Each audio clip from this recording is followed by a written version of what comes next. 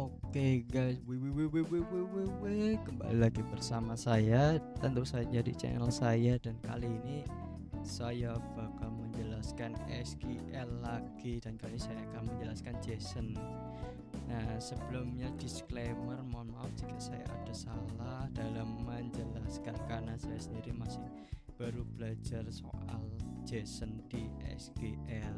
Yuk langsung saja kita ke pengertian apa itu JSON. Jadi data type JSON dalam SQL itu sebenarnya adalah singkatan dari JavaScript Object Notation.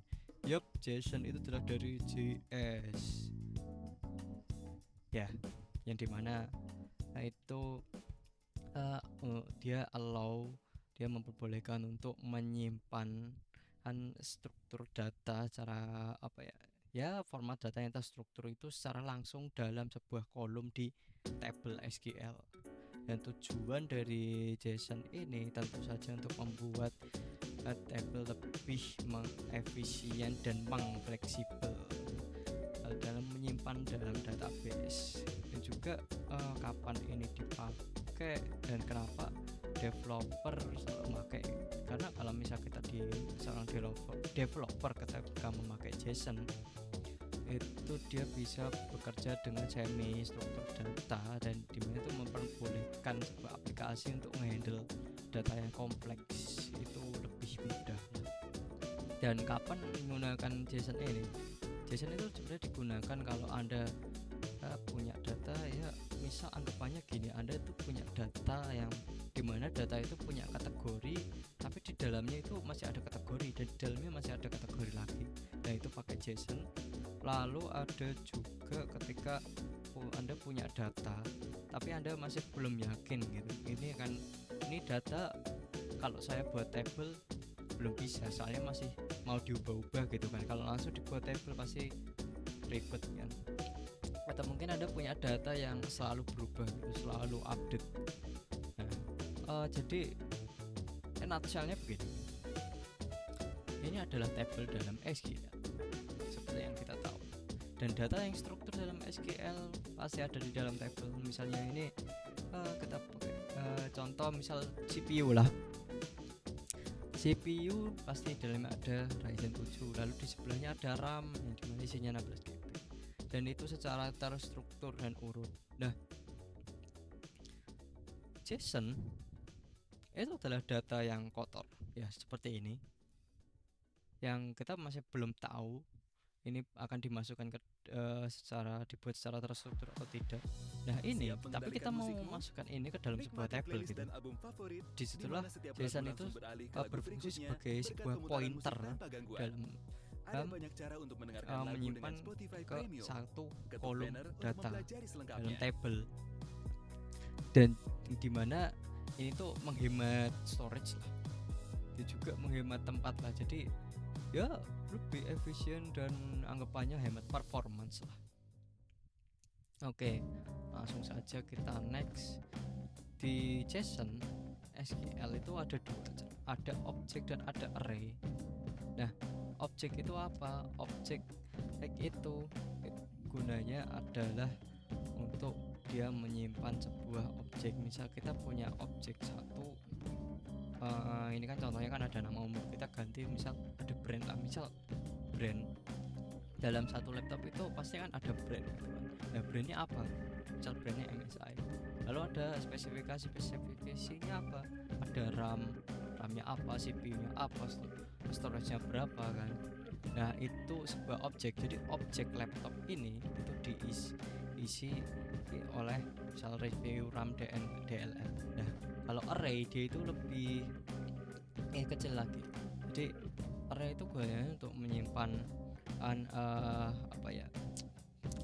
data dalam sebuah kategori. Misal kita mau buat array mobil. Nah, di dalam mobil itu punya brand itu apa aja sih? Ada BMW, ada Volvo, ada Mitsubishi dan lain-lain. Nah, dan array dan objek ini bisa di nested atau digabung lah. Jadi semisal di dalam array itu ada banyak objek, jadi value satu ini bisa diganti dengan objek satu, objek dua. Nah, contohnya seperti punya saya yang ini, bisa lihat yang nomor 5 seperti ini. Nah, ini adalah contoh dari object nesting. Lalu ada nomor 7. Nah, di dalam misal ini JSON array, di dalam JSON array itu ada objek saya ada dua gitu. Ya 2 aja sih, kalau misal banyak-banyak nanti kepanjangan. Nah, oke, next itu ada JSON type, ada JSON merge, ada apalagi set, join, insert, extract. Oke, saya sudah merangkum ini dan saya tanya langsung ke GPT saja ya, biar lebih rapi.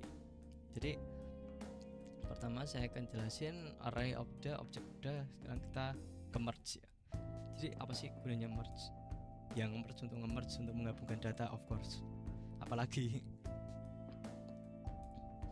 Nah, tapi menggabungkan data di sini, misal kita punya 2 data gitu, kita punya data name, age gitu, ada dua data yang berbeda. Nah, itu di merge dalam jadi satu data. Ya udah gitu aja sih. Nah, kalau extract ini gunanya untuk mengambil data sih, ini mirip seperti fungsi MS Excel sih sebenarnya, yang ya buat kita mengambil data dari suatu table gitu. Nah, di sini extract itu kita harus pakai dollar sih biar lebih enak. Jadi $.h itu gunanya buat apa? Nah, misal kita dari data yang tadi lah, misal data laptop tadi ada CPU, RAM, VGA, tapi saya cuma pengen lihat VGA-nya aja. Ya udah, tulis $.VGA, udah kayak gitu, Anda udah mengambil data dari VGA. Next ada set, insert, replace. Sesuai nama, set untuk nge-setting, lalu insert untuk menambahkan data, memasukkan data lah, masukkan, nambahkan ya sama aja. Nah, replace itu sama, dia untuk mengganti sebuah data. Dan juga jangan lupa ketika Anda menggunakan modifier ini, 3 modifier ini, jangan lupa pakai dollar, karena biar dia mengarah ke datanya lebih spesifik. Ada satu lagi namanya contains.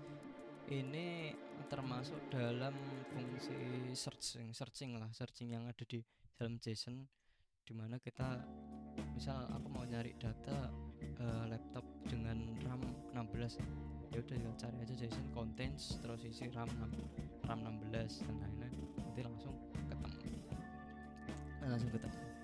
Nah, ada satu lagi yaitu normalisasi. Sebenarnya teori normalisasi di JSON ini sama kayak di normalisasi SQL. Ya gunanya dia untuk mensimplifikasi data biar nggak ada data yang redundant lah. Jadi misal contoh di sini saya punya VGA lah. Nah, speknya ini mirip-mirip gitu. Saya punya sama-sama Ryzen 7, VGA-nya sama-sama Nvidia RTX 3070 kan. Nah, ketika saya normalisasi di sini, itu dia akan menggabung. Jadi datanya jadi satu gitu. Jadi yang ditampilkan itu cuma satu.